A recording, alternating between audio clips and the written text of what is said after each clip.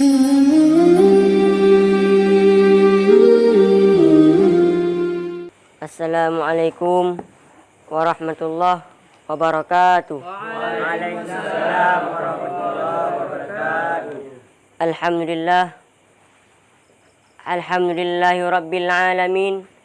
Wabihi nasta'in ala umuri dunya waddin. Wassalatu wassalamu ala ashrafil anbiya'i wal mursalin.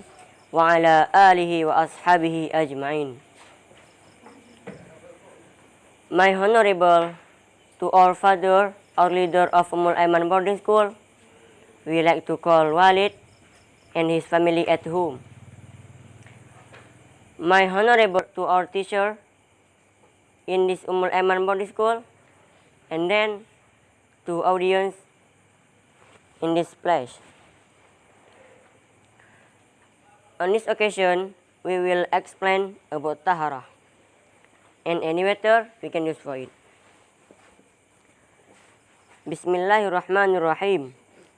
Kitabut taharati. Al-miyahu allati yajuzu bihat tathiru sab'u miyahin. Ma'us samai wa ma'ul bahri wa ma'un nahri wa ma'ul bi'ri wa ma'ul aini wa ma'us salji wa ma'ul baradi. Taharah by liquid is sacred. According to Islamic law, is of cleaning, clothing, and flesh, and other item of field, and hadas in the way determined by the Islamic Sharia.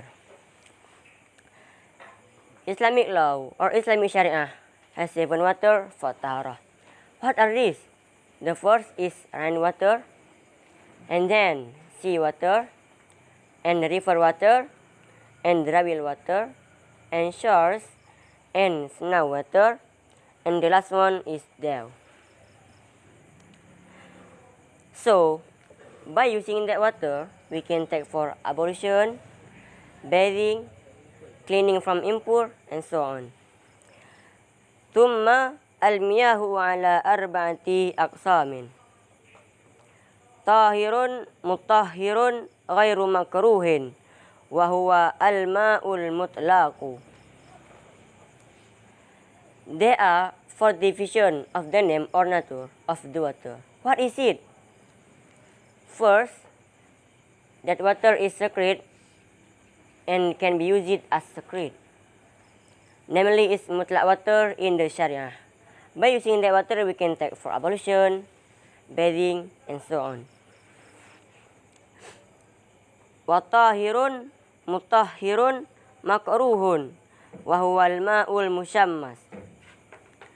And second, that water namely is musyammas. That water is heated by the sun in certain areas.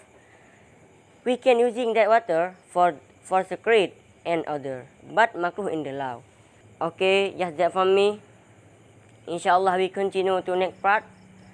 Keep calm and stay tuned. Before it, I'm apologize if any wrong words and enunciation because I'm still learning. And the last I say, Assalamualaikum warahmatullahi wabarakatuh.